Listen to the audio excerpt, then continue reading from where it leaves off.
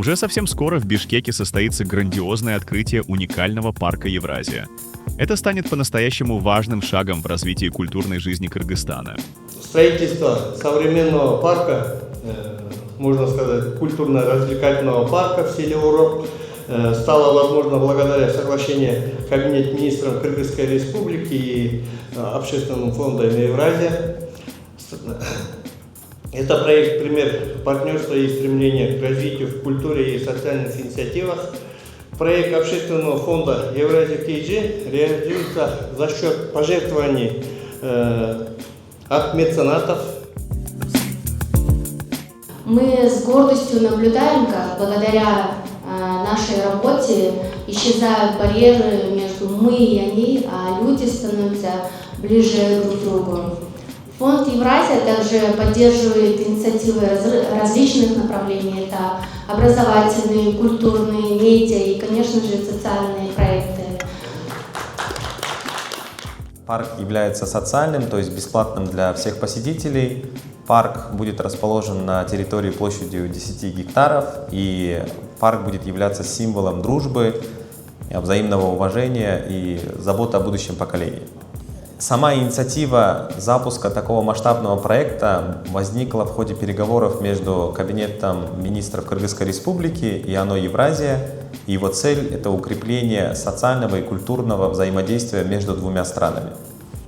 Чем этот парк отличается от всех остальных в Кыргызстане? В первую очередь его социальный характер. Он является абсолютно бесплатным для всех посетителей, для жителей, гостей столицы. Экологичность. Для обеспечения питьевой водой была пробурена собственная скважина. Инклюзивность – это доступ для маломобильных групп. Муниципальная собственность. После завершения строительства парк будет передан безвозмездно мэрии города Бишкек.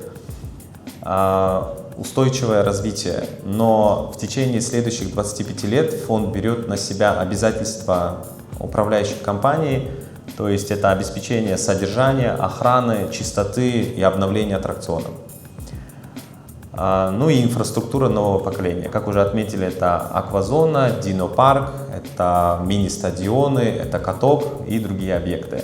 По сути, парк аналогов по масштабу и разнообразию не имеет в Кыргызстане. В парке предусмотрены следующие зоны. Это аквазона, зона активного отдыха, зона семейного отдыха, зона питания, культурно-экспозиционная зона и зимняя зона. То есть в парке можно проводить время не только, например, в летнее время, да, круглый год, даже в зимний период. Управление парком будет осуществляться фондом сроком на 25 лет, и все расходы по эксплуатации, содержанию, уборке территории, его охране и поддержанию в надлежащем состоянии всех объектов парка фонд берет на себя. Парк строится в селе Урок, вблизи густонаселенных районов, таких как Аургу, Аурдо, микрорайон Джал и так далее. Как житель города и как житель одного из этих районов, я очень горд быть участником этого проекта. И я верю в то, что этот парк он станет неотъемлемым звеном в развитии городской инфраструктуры. Новый парк станет важной частью инфраструктуры страны, символом дружбы между Россией и Кыргызстаном, воплощением взаимного уважения и общих духовно-нравственных традиционных ценностей.